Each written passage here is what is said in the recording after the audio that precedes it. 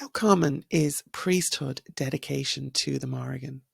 So this is a question that came in through our AMA, Ask Me Anything, in the Mrrgan membership community over at the Morrigan Academy. And I'm Lora O'Brien. I'm going to answer the question. I do consider myself a priest of the Mrrgan, but of course I am not speaking for every single priest of the Mrrgan in the whole world ever.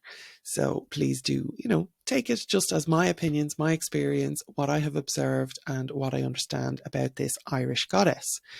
So dedication to priesthood or a priestly role in honour of the Mrrgan, while not as widespread really as some other forms of spiritual practice, it has been gaining visibility and recognition. Within contemporary pagan and polytheist communities, we have groups around the world who are even initiating people into priesthood of the Mrrgan, which is not something I personally agree with, but there you go. Again, those differences, and I do not speak for everybody. But this increase would, I'd say, be partly due to like a growing interest in Celtic spirituality, generally, Irish mythology, and in the revival of ancient pagan practices generally, and Irish traditions specifically. So I have co-founded the Irish Pagan School with my partner, John O'Sullivan, and we've been running that online since 2017. And I've also started the Morrigan Academy. So we provide education, content and classes about various aspects of Irish paganism and of course the Mrrgan at the Morrigan Academy. So we've really got a kind of a direct line into seeing what people are interested in, because a lot of people would come to us. We have almost 50,000 students at the Irish Pagan School, so that's quite a significant portion of people who are not all obviously interested in the Mrrgan, but the Morrigan Academy now is growing very strongly too. So who is the Mrrgan? The Mrrgan would be a goddess who has very complex attributes related to war and battle, sovereignty, prophecy, protection, and would tend to attract people who maybe feel a deep resonance with those aspects and are willing to commit to serve her in a priestly capacity. But of course, not everyone who gets to know the Mrrgan or has a relationship in some way with the Mrrgan is going to end up as a priest of the Mrrgan. Okay? So some factors influencing the rise in priesthood dedications would be spiritual revival. So there is a global resurgence of interest in Indigenous and pagan spiritualities, which encourages deeper exploration and commitment to specific deities, including the Mrrgan, of course. Then accessibility of information. I like to think I've had something to do with that. But with more resources available about the Mrrgan through books, online courses, communities, blogs, podcasts, YouTube channels, TikToks even. But be careful on TikTok. We're doing our best over there currently, but you do have to be very careful about the, let's say, the quality of information you might be getting on the Mrrgan or really on anything when you're on TikTok. So just be aware of that, right? But this accessibility of information means that people who do feel called to her and do feel that they want to learn about her can have access to that deeper level of service if that's the path that they end up walking. And then, of course, we have community support, which really hasn't been available for a very long time, certainly in the many decades when I was beginning my own pagan practice and my own priesthood with the Mrrgan. There was really no information, there was no support, there was no anything really. So some of us were figuring things out all by our lonesome, but today you have access to a lot of community support, and the growth of online and real world communities dedicated to Irish or Celtic paganism and to the Mrrgan specifically provides a supportive environment for those feeling called to priesthood. Now, as I mentioned at the start, this question has come from our private Mrrgan membership community, which we host over at the Morrigan Academy. So there'll be a link below if you want to join that. People have to pay a small nominal fee for joining up to that. So it's not a free for all. So it's a little bit more exclusive, But if you don't want to pay, that's fine too, because on Facebook, we have the Morrigan's Cave. So you can join either of those online communities today if you want to access some of that community support for yourself. So what would be some characteristics of people who want to or end up dedicating themselves to the priesthood of the Mórrigan? Service would be a big one. So you're doing the work. If you're working for the Mórrigan, you are doing the work. So a priest or priestess of the Mórrigan is often seen as someone who serves community, serves the deity, serves the land, serves the people. The Mórrigan is particularly an Irish goddess, so some kind of service or right relationship with Irish culture, Irish traditions, Irish heritage, Irish people is often a very important aspect to the makeup of people who end up dedicated to the Mórrigan as priests. And really what we try to do, I think, is embody the values and aspects of the Mórrigan in our own actions and teachings. So hopefully that resonates with some people out there. Education and guidance. So a lot of us would be very involved in taking on the roles of educators, sharing knowledge about the Mórrigan, Irish mythology, related spiritual practices, and of course our own experiences. As I said, I have multiple decades now of not just my own personal experience with the Mórrigan, but, sorry about that, but the experience that I had at the Cave of the Cats, which is one of the sacred sites most dedicated with this goddess in County Roscommon in Ireland. I was there for a decade and I was managing the heritage sites there in my professional capacity, but in my personal and spiritual capacity, I was also guiding and facilitating people's experiences, very often spiritual experiences rather than tourism experiences, with the Mórrigan at the Cave. So sharing that kind of experience is actually a very important part of my particular role as priest of the Mórrigan. There's not obviously many who have been fortunate enough to be in that position and have that experience and have that connection and that relationship with the Mórrigan's most sacred site here in Ireland, through no fault of their own, of course, but luckily I did. I was there. And I had that very direct one-on-one experience, both with the site and the deity on a day-to-day basis through my work there. But also then obviously facilitating and guiding other people meant that I was getting a lot of evidence about how people were interacting with the Mórrigan and how the Mórrigan was interacting with people. So that is very, very valuable to be able to speak, I suppose, with some form of authority on, you know, what the Mórrigan wants or what common experiences of the Mórrigan are. So that kind of education and guidance is actually quite important with regard to priesthood of the Mórrigan. Then there is ritual and ceremony. So conducting rituals and ceremonies in honour of the Mórrigan, including offerings, celebrations of significant dates. The Mórrigan doesn't really have dates specifically connected with her, but personally, Samhain is a big part of my calendar, particularly the dark moons around Samhain. So from dark moon to dark moon over that Samhain period. That is part of my personal practice, which a lot of people, because I've been educating and guiding about it for many years now, a lot of people are taking that up as a significant date, which is, or time period, which is associated with the Mórrigan, which is great. And rites of passage then as well. These are all kind of common duties. So whether that is your personal experience with the priesthood or whether it is your community experience with the priesthood, the ritual and the ceremony are going to be quite important parts, I think, of being in service to the Mórrigan as a priest or priestess. And then personal devotion. I'm not sure people really kind of talk about this. I suppose, well, I do, but I'm not sure.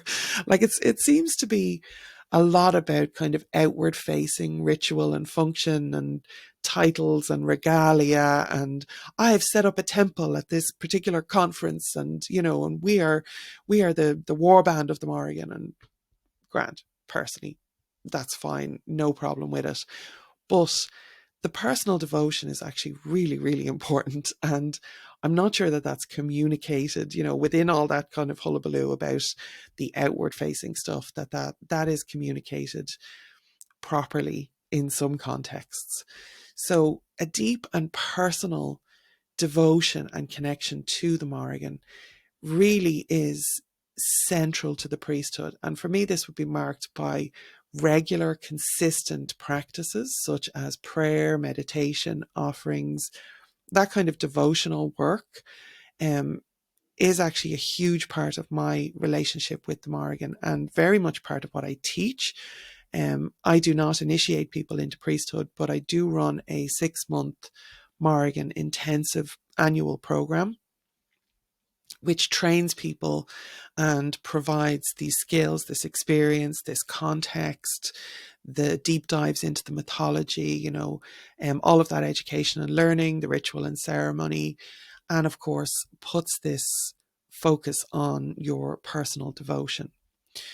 So links to that at the Morrigan Academy. If you're interested, there's a waiting list. We open for enrollment in June every year. So just you'll have to be on a waiting list to make sure that you get information about that.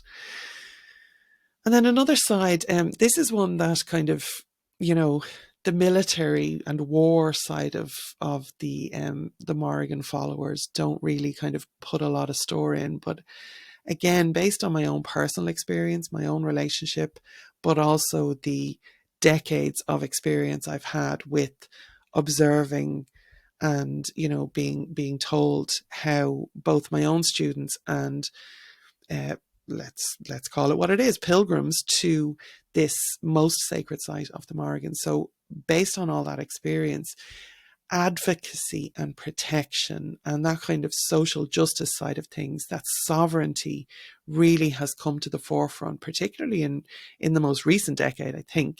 But it was always there. So given the Morrigan's associations, very strong associations with sovereignty and protection, her priests will often engage in acts of advocacy, justice, and even environmental stewardship, but very much, I think, about, personal connection to tribe, to people, to communities, to whether that's, minorities racially or minorities, sexual or gender minorities, or anybody really who needs that kind of support, that kind of strength, whether it's in a warrior capacity or an advocacy capacity. The Mórrigan is very much about the voice and speaking up according to her mythology, make a lot of noise. So all of that really ties in very, very strongly with advocacy and protection in my mind, but also obviously in my experience with what the Mórrigan wants from other people who dedicate themselves to her as priests. So some challenges and I suppose considerations that people really need to kind of figure out and take on board if you are considering a path of priesthood with the Mórrigan. The first one would be personal sacrifice. So working for the Mórrigan is not easy. It is not easy at all. It can be simple in that, you just have to throw yourself against that wall and keep doing it until you die. But it's not easy. Priesthood, and I mean, I jest, but not really either, priesthood can require really significant personal sacrifices, including time, energy, and sometimes your own personal ambitions, your own wants, desires, when you are, depending on the depth of relationship you have with the Mórrigan. We're not here for the Ordeal Olympics. That's not what this is about. But it is my experience that the Mórrigan is a demanding god to work for and really has some very high standards and some very high expectations of the level of commitment and work and sacrifice that is included in the benefits of being a priest of the Mórrigan. So another one to, I'm really sorry for the noise. Another one to consider would be spiritual intensity. The Mrrgan is known for very challenging and transformative energy. Mrrgan is a shapeshifter. So, be very prepared for that kind of intensity, that shaping and molding of the people that work with her or for her will absolutely have to go through this fire of making sure that they are strong enough to do the work that is needed. And that kind of spiritual intensity, isn't there for relationship with any deity. Like, it's not necessarily a given if you're working with a different deity, is what I meant. But with the Mrrgan, this is very much front and center. It can lead to this really intense spiritual and personal growth for her priests. And that's really part of the shaping and the shape shifting that happens when you dedicate yourself to this goddess. And then, of course, you have community expectations. And, this is not a bad thing, but it is something to consider. When I was coming up in paganism in the early 90s, the expectations on our community leaders were in the freaking toilet, to be perfectly frank. Nobody really expected anything other than this cult of personality. And that has very much shifted. And again, I like to think that I'm part of the setting the standards of that, because I would expect a lot from people who have styled themselves as community leaders. I hold myself to a very high standard of ethics and honour and honesty, which is actually part of a gesh that is put upon me by the Mrrgan, just, as part of my personal expectations that have been laid on me. But with regard to the community expectations, priests may face these kind of high standards from expectations of high standards from their communities to act as leaders, counselors, ritual specialists. It can be hugely demanding, and there is a high rate of burnout if you don't take care of yourself. And again, speaking from experience, you want to give, that there's work to be done. And it's not about, martyring yourself or anything like that. It's about seeing the work and just getting stuck in, regardless of the personal cost at times. So it is a consideration. It's not that everybody has to, kill themselves in service of the Mrrgan. I'm not saying that. Please don't take it that way. Again, we are not here for the ordeal Olympics. That's not what this is about. But there will be times, there will be seasons when a piece of work is put in front of you and you just have to do it. And that's the commitment you've made. Those are the vows you've taken. That's the contract that you have signed yourself into. And just have to do the work. And that's it. So, if I haven't scared you completely off, dedication to priesthood in honour of the Mrrgan is a profound and personal journey. Of course it is. And again, I'm going to refer back to my opening here.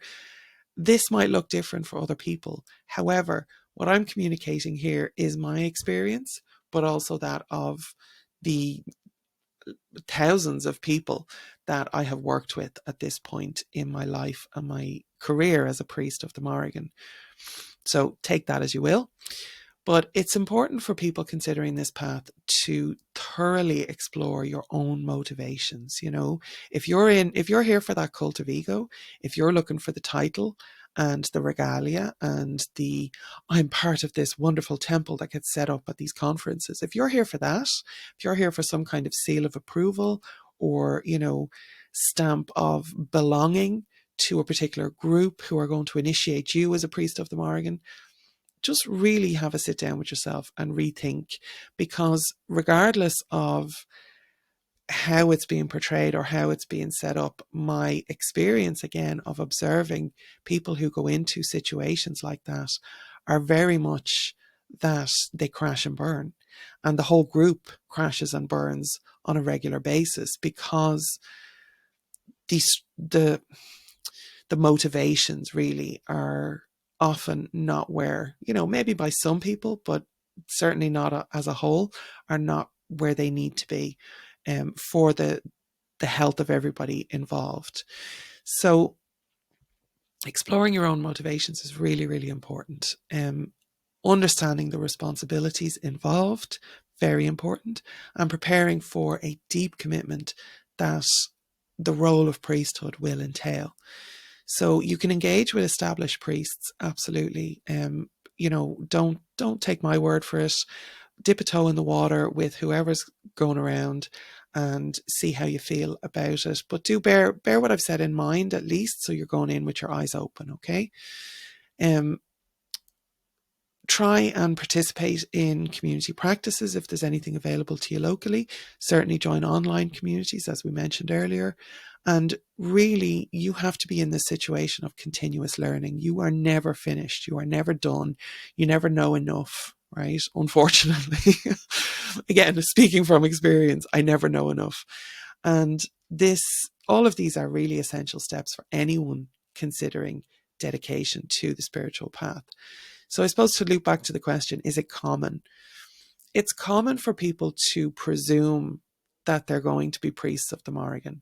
It's common for people to want the power or the status of this title of working for this big, cool, scary goddess, right? They want to be the special little flower that is taken care of by Mother Mórrigan. That's all very common, right? What's not, unfortunately, common enough are people who really understand that priest is a job title. Priest is a description of the work that you have signed up to do. And that's it, And I think that goes double for the Mrrgan, for anybody committing to the Mrrgan. It's the same for, I have a whole book, A Practical Guide to Pagan Priesthood, which is not just about the Mrrgan, but really goes into a lot of this in great details, published by Llewellyn, so you can find it at any major outlets where books are sold. Practical Guide to Pagan Priesthood by Lora O'Brien.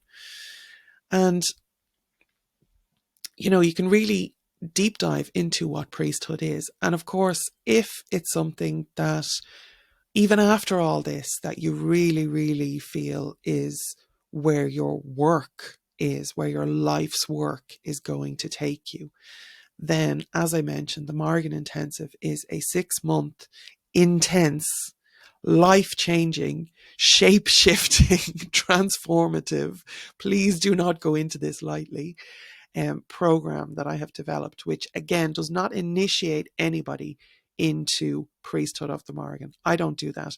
If people are doing that, be really wary, because in my experience, your relationship and your initiation is between you and the Mrrgan, right? However, what I do is provide skills, training, experience, contexts, all of that. So you can go and find that at morriganintensive.com, or I'll put a link below. There's a waiting list on the Mrrgan Academy on the main homepage, morrigan.academy. You can find the waiting list to join up for information. You're not committing to anything, but you can get whatever information you need about the Morrigan Intensive. There's other blog resources. There's a mailing list there which will send you authentic resources and information, education. Again, that's part of my job to do all that for free. So that's all available through the Morrigan Academy as well. And if you're kind of a little bit shell-shocked and you just want to see, you think maybe the Mrrgan has been giving you, the glad eye, but you're not quite sure if it's the Mrrgan, is it somebody else, whatever. There is a free resource below, which is about the signs for how to know if the Mrrgan is calling you, how to know if it's even the Mrrgan who's interested in you, or, to check out whether there is an influence in your life that's happening that could be associated with the Irish goddess Mrrgan. So you get all that free resource. Definitely check the description below and go to the morrigan.academy and you'll find all that there as well. Okay, so slán go fóill, there's a playlist which is a whole Mrrgan focused AMAs, community questions, all that kind of stuff, all that good stuff is coming up here on screen. So make sure that you choose a video or just watch the whole playlist, have it going in your ears as you're going about your day, and make sure that you're getting the quality education. Again, that's part of my work as a priest of the Mrrgan to provide to you completely free. So, slán go fóill, I will see you in the next video.